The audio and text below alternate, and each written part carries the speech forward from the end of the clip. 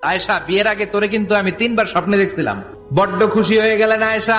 এরপরে বললেন, 3 বার স্বপ্ন দেখার পরে তোমার ব্যাপারে মনের মধ্যে কেমন কেমন যেন ভালো লাগে।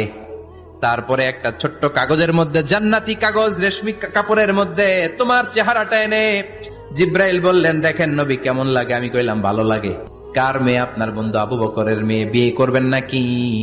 বিশ্বনবী বললেন, ও জিব্রাইল, তুমি যদি ঘটক হও, আল্লাহ যদি হয় কাজী, আমি মোহাম্মদ বিয়েতে রাজি। বিয়ে হয়ে গেল, কিন্তু ঘরে দামি ফার্নিচার নাই, টাকা পয়সাও তেমন নাই, কিন্তু আছে খালি সুখ। এত ভালোবাসতেন মা আয়েশাকে। মা আয়েশা গ্লাসের যেই জায়গা দিয়ে পানি খেতেন, বিশ্বনবী ওই জায়গায় মুখ লাগিয়ে পানি খেত।